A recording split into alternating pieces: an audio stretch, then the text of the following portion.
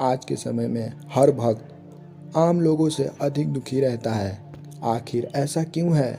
जो भजन करते हैं, जो पूजा पाठ करते हैं, जो ज़्यादा समय भगवान को ही देते हैं, उनके जीवन में ही दुखों की अधिकता होती है। वे आम लोगों से अधिक परेशान होते हैं। न तो उनके जीवन में सुख रहती है और न भजन करने से कोई शांति मिलती है। तो आखिर ऐसा क्यों होता है? क्या भजन करना, भगवान से मिन्नतें करना, भगवान में प्रेम करना, क्या ये पागलपन है या फिर बेवकूफ़ी है? आखिर क्यों ऐसा करते हैं लोग? क्या दुख पाने के लिए ही करते हैं? आज के इस कहानी में इस भेद का अच्छे तरीके से खुलासा हो जाएगा। आज के बाद आप इस रहस्य को अच्छे तरीके से समझ जाओगे। इससे पहले आप इस कहानी में खो जाएं, इस चैनल को अभी सब्सक्राइब कर लें। बहुत समय पहले भगवान बुद्ध ये कहानियाँ अपने उन शिष्यों को समझाते थे जो केवल यही सोचते थे, केवल ध्यान भजन करने से ही उनके सारे जीवन के दुख दूर हो जाएंगे। जो केवल यही सोचते थे, केवल जप और ध्यान करने से ही उन्हें हर चीज़ की प्राप्ति हो जाएगी। किसी गांव में एक ऐसा साधु रहा करता था। उस साधु से जो भी धर्म श्रवण करता, उस साधु से जो भी दीक्षा ग्रहण करता, वह सफलता को निश्चित ही प्राप्त कर लेता। सारे गांव में ये अफवाह फैल चुकी थी, यह साधु बहुत प्रभावशाली है। जो लोग इससे दीक्षा ग्रहण करते हैं उसके जीवन में हर दुख की अंत हो जाती है। इन्हीं सारी बातों को सुनकर दो भाइयों ने यह फैसला किया कि वे दोनों भी उनके शिष्य बनने जाएंगे।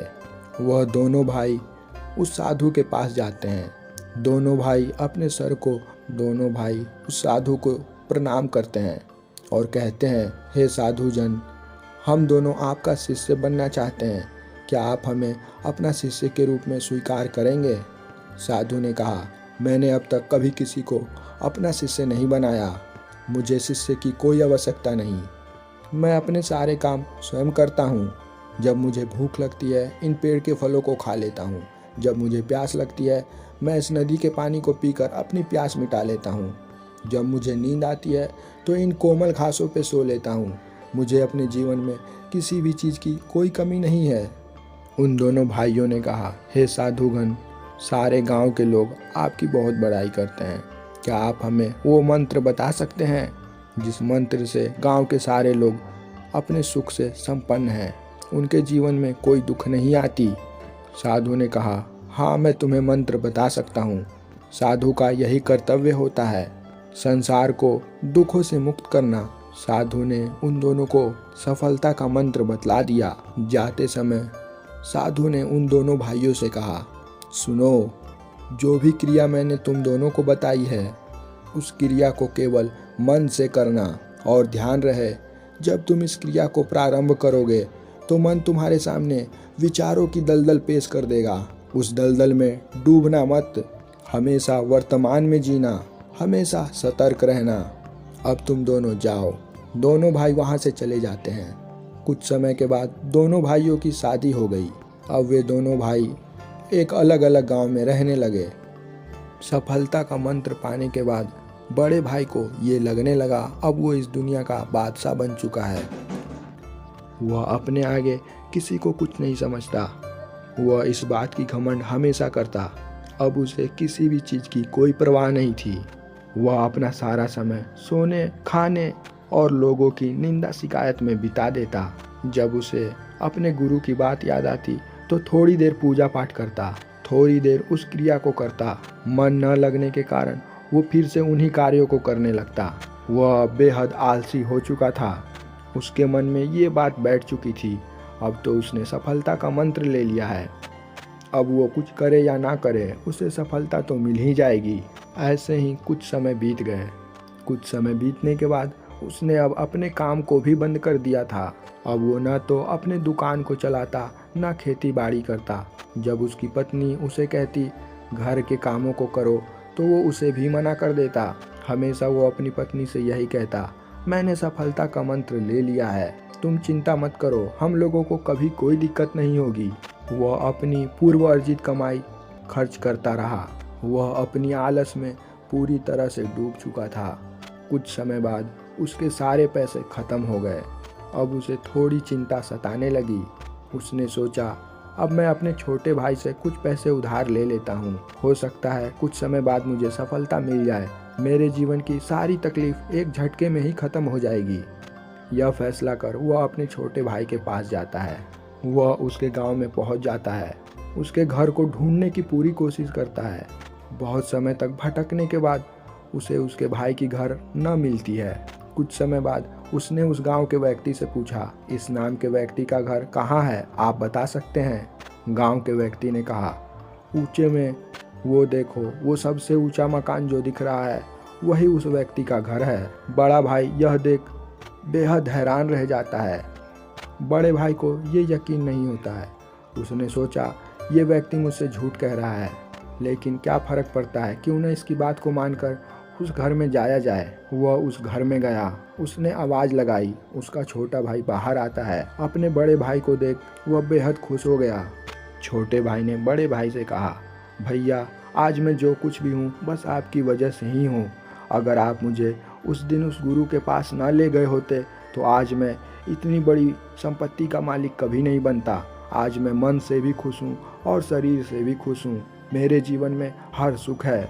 इसका आधा जिम्मेदार केवल आप हो। अगर आप मुझे उस रास्ते पे न ले जाते तो मैं कभी यहाँ तक न पहुँचता। उस साधु के सफलता के मंत्र के वजह से ही मैं यहाँ तक पहुँच गया। ये सब सुन बड़े भाई के कलेजे में आग लग गई। उसने सोचा, आखिर मैंने भी तो सफलता का मंत्र हासिल किया था, लेकिन मैं जहाँ था वहाँ से भी नीचे आ गया। जैसी स्थिति में मैं पहले था उस स्थिति में भी नहीं हूँ। क्या मैंने असफलता का मंत्र लिया था? हम दोनों को साधु ने एक ही मंत्र एक साथ दिया था। क्या मैंने असफलता का मंत्र ले लिया? बड़े भाई को ये सब सुन बेहद शर्मिंदगी महसूस हुई।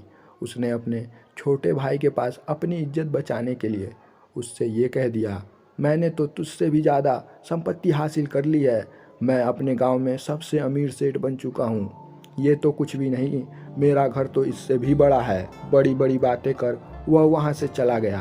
अब वह गुस्से से मन में केवल उस साधु को गालियाँ देते हुए रास्ते में जा रहा था। वह अपनी असफलता का सारा दोष उस साधु को ही लगा रहा था। उसके मन में बस यही चल रहा था, मैं उस साधु के वजह से ही असफल हुआ हूँ। उस साधु ने मुझे असफलता का मंत्र दिया है। ऐसे विचारों को सोचते सोचते वह साधु के पास गया।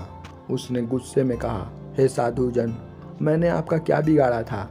आपने मुझे असफलता का मंत्र क्यों दिया और मेरे छोटे भाई को सफलता का मंत्र दिया? आखिर मेरी क्या गलती थी जो आपने मेरे साथ ऐसा मजाक किया? मैं अब बेहद गरीब हो चुका हूँ। साधु ने कहा, मैंने तो तुम दोनों को एक ही मंत्र दिया था।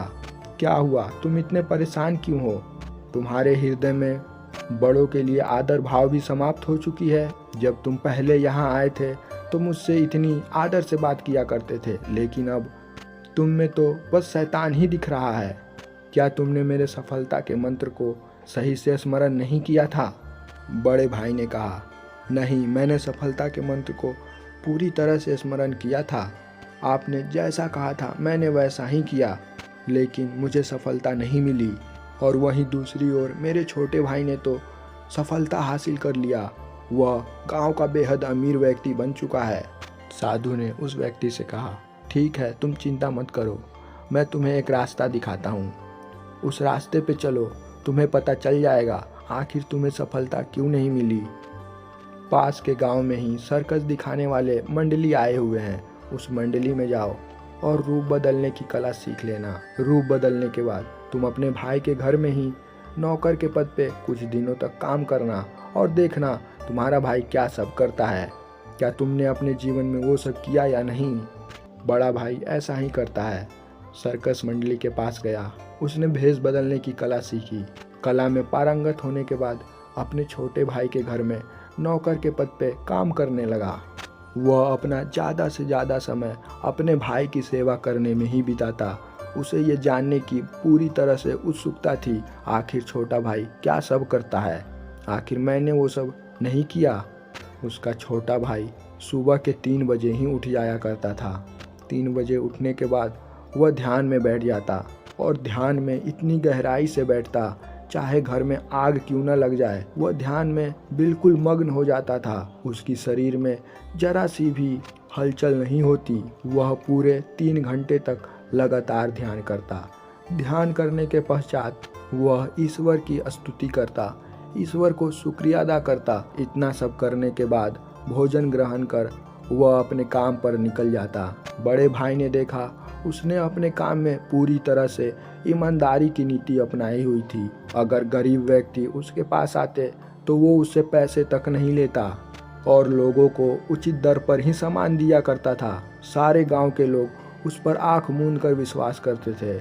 वह कभी किसी को ऐसी बात न बोलता जिससे किसी का दिल दुख जाए। बड़े भाई ने यह भी देखा जब उसके पास कोई कपटी व्यक्ति आता, छोटा भाई वैसे व्यक्ति के सामने ऐसी सरलता से उन्हें प्रभावित कर देता, उनकी कपट को हरण कर लेता। ध्यान करने की वजह से उसके छोटे भाई में लोगों को परिवर्तन करने की शक्ति आ चुकी थी। वह कभी भी अपने धन, अपने सम्मान का घमंड कभी न करता। वह तो हमेशा ऐसा बर्ताव करता था जैसे वो भगवान का केवल नौकर है। बड़े भाई को ये एहसास हो गया। इसने सफलता के मंत्र को पूरे मन से पालन किया है। इसने केवल वर्तमान में ही जिया। बड़े भाई को ये एहसास हो गया। वह तुरंत ही उस साधु के पास गया और अपनी गलती स्वीकार कर ली। साधु ने कहा, जब मैंने तुम्हें मंत्र दिया था तो मैंने तुमसे यह कहा था इस मंत्र को केवल मन से ही स्मरण करना, लेकिन तुम तो केवल इसका अहंकार में डूब चुके थे। ऐसे ही हालत दुनिया के सारे लोगों की हो चुकी है। जो लोग भक्ति के मार्ग पे चले जाते हैं तो वो लोग समर्पण को इसी तरह से समझ लेते हैं। वे सोचते हैं अब तो भगवान का नाम लेने से ही सब कुछ हो जाएगा, लेकिन आप जरा याद करो, भगवान राम ने भी कर्म किया था। अगर वो चाहते तो रावण को बचपन में ही खत्म कर सकते थे। भगवान राम ने कर्म के सिद्धांत को नहीं तोड़ा और भगवान कृष्ण ने भी अपने जीवन यापन करने के लिए गायों को चराया। अगर आप इनके ग्रंथों को गहराई से पढ़ोगे तो आपको यह एहसास हो जाएगा, कोई भी अवतार कर्म के सिद्धांत को नहीं तोड़ा है। लेकिन आज के मूर्ख भक्त तो यही सोचते हैं केवल भगवान का नाम जपने से ही सब कुछ मिल जाएगा। नाम जपने से आपको सब कुछ मिल सकता है, लेकिन आपको उसके लिए कर्म तो करना ही पड़ेगा। भगवान बस रास्ते में आई गई मुसीबतों को कम कर सकते हैं, लेकिन रास्ते को तय तो आप ही को करना है। लेकिन ऐसे भक्त जिनके अकल पे पत्थर पड़ी है वो रास्ते पे चलना भी शुरू नहीं करते हैं, केवल रास्ते पे बैठे रहते हैं। ये आस लगाए कि भगवान उनके पास स्वयं आएंगे, सफलता उनके पास स्वयं दौड़ी दौड़ी आएगी, तो ऐसा कभी नहीं होगा। आप आगे नहीं बढ़ पा रहे हो, इसकी वजह केवल आप ही हो, आपकी सोच ही है। उम्मीद करता हूँ आप सभी को इस कहानी का उद्देश्य समझ में आ गया होगा। अगर आप इस कहानी से प्रभावित हो तो अभी इस चैनल को सब्सक्राइब करें और इस कहानी को अधिक से अधिक लोगों तक शेयर जरूर करें ताकि उन लोगों का भी मार्गदर्शन हो सके।